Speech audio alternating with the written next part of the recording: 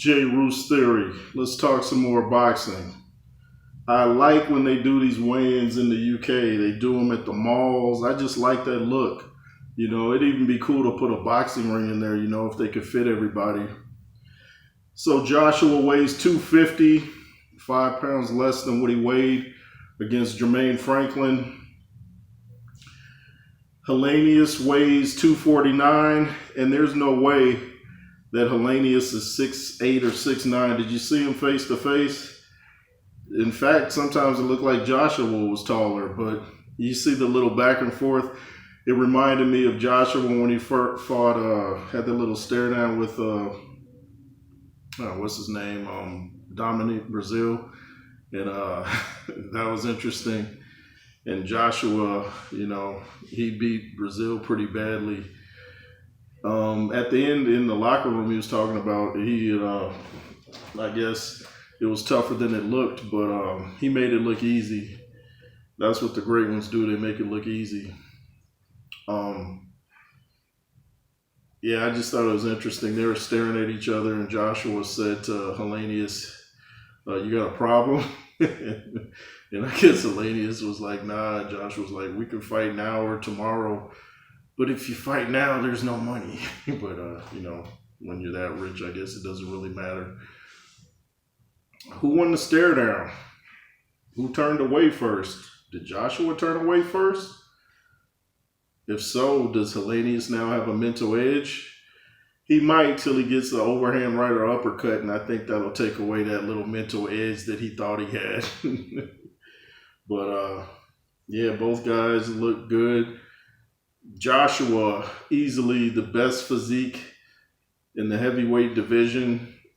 Never failed a drug test. Dillian. And in other boxing news, Terence Crawford continues his victory lap.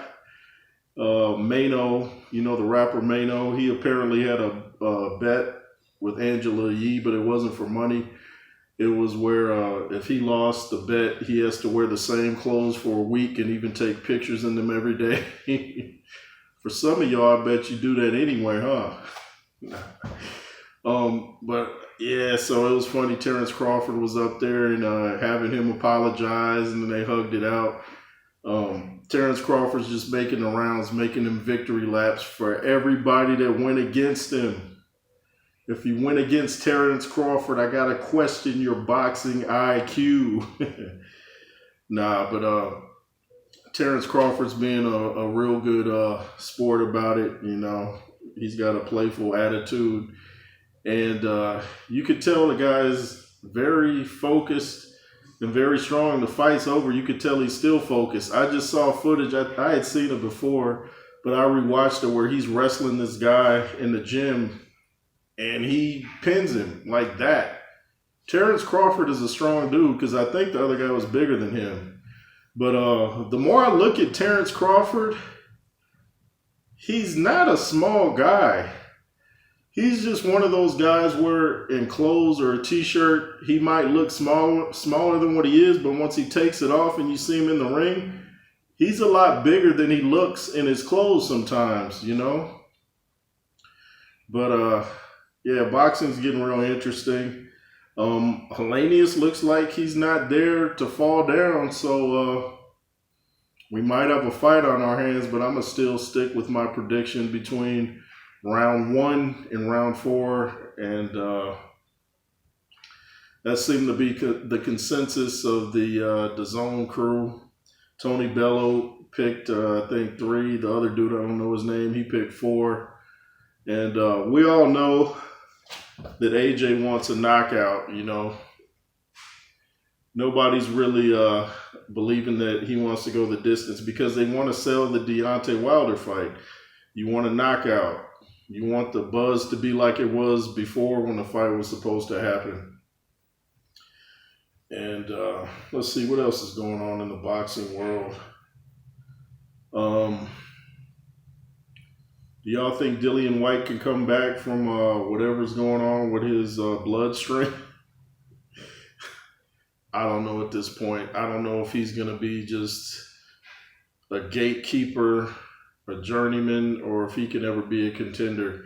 Because who's going to want to fight the guy? You know, you get 7 weeks in the camp and then he fails a drug test and the fight is off. Fighters don't like that because sometimes the fight's just canceled and nobody's there to replace. So you don't want to go in there and fight somebody and then, or get ready to fight somebody and then the fight's just pulled like that. So, you know.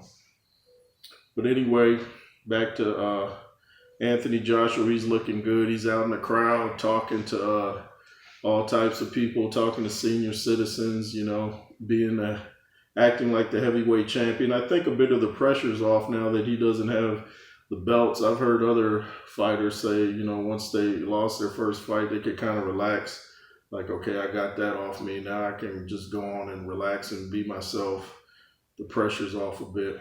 But how you handle pressure dictates how great of a fighter you are. You know, that's how I see it. Anyway, let me know what you guys thought of the weigh-in between Anthony Joshua and Robert Helenius. Let me know if you're watching the Terence Crawford victory lap. As it continues, I wonder where he's going next. But thanks for watching. LSR forever. Make sure to comment, share, subscribe, and be fearless. Yay. Or as Melly Mel would say, arrgh.